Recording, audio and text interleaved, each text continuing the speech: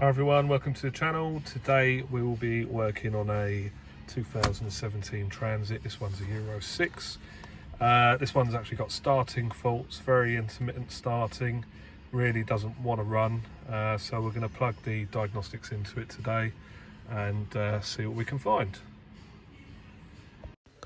Okay, so here you can see we've got it plugged in with the Worth diagnostics, and we've got two fault codes stored in there: P0092 fuel pressure control valve and P1282, which is injector control pressure higher than desired, engine running.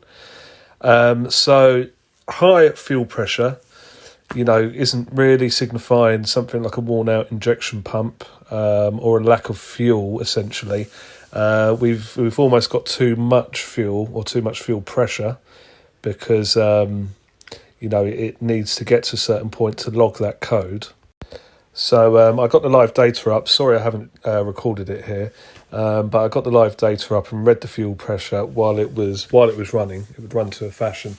And it was around about, it would fluctuate anywhere from about 800 bar on idle, which is around about double what it should be, to around about 1200 bar, which is way too much for idle, and then sometimes it dropped down to normal around about 300 bar, and then eventually it would cut out. I think the ECU would just shut it down because it knew there was far too much fuel pressure in it. So next thing we've got to do is get under the bonnet and have a look at the engine bay and see what we're dealing with there. Okay, so assuming we haven't got any blocked return lines or anything like that, which are stopping the fuel going back, which I don't think we have, we're looking at probably a control issue or an electrical fault giving us a wrong value on the ECU. So we're trying to work out what actually controls the fuel pressure. So there's various valves on it, which I noticed. There was on the injector rail here, you can see a couple at the end. So you've got one here, which is the actual rail pressure sensor. You know that one because it's got 3 wires on it. So that's screwed into the rail. So that's the one that actually reads the fuel pressure. You've got one at the back here, which is kind of a relief valve or regulator valve, which allows the fuel to return back to the tank through a return pipe on the end of the rail. So we've got 2 up there, which essentially could cause fuel pressure issues.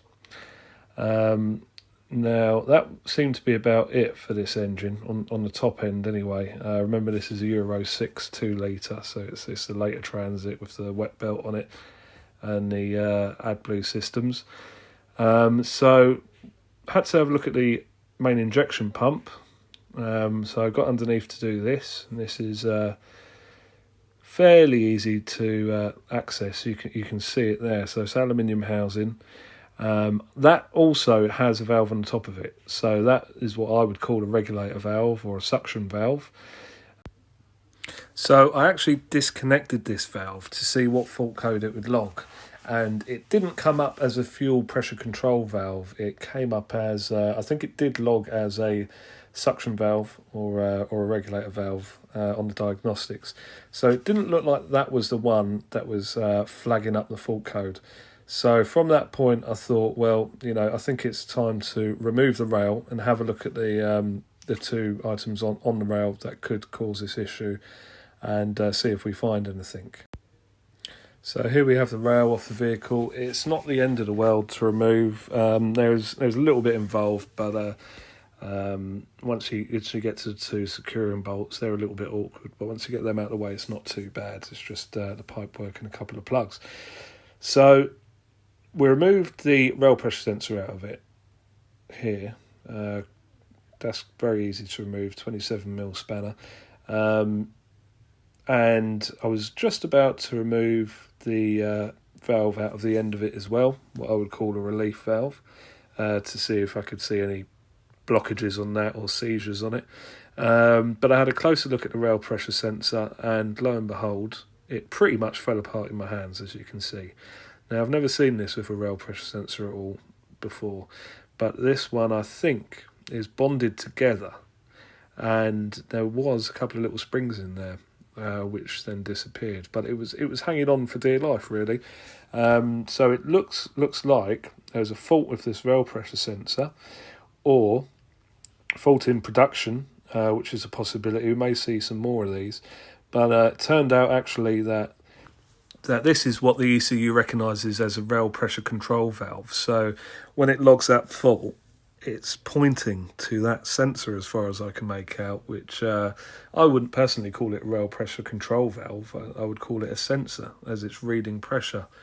But this one is clearly knackered, so it can't go back. So there's no further testing we can do at this point without replacing it. So I inquired with Ford, and I ended up buying a full complete rail for it, because it didn't seem to be available separately at the time. It wasn't loads of money. It worked out about £160 plus VAT.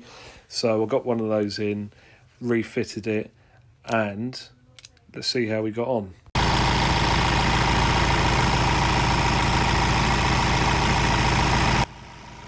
So there you go. It's all up and running. As you can see, new rails now fitted. Fitted that, bled the system. It started up pretty much immediately, and both fault codes cleared. And on the live data, the rail pressure stabilised to something a bit more realistic, around about 300 bar on idle. So it looks like the cause of the problem was a faulty rail pressure sensor. So whether this is going to be a common issue with these Euro 6 engines through to a design fault or not, I don't know, but in this case it worked for me. Now I've got to say, guys, that these codes can be caused by other things, but in my case I was getting P0092 fuel pressure control valve, P1282 injector control pressure higher than desired, engine running. So hopefully you'll have a result the same way I did. It took a little bit of digging to get to the bottom of this one, but we got there in the end. And if it helps you out at all, please like and subscribe, and I'll see you in the next video. Thank you guys for watching.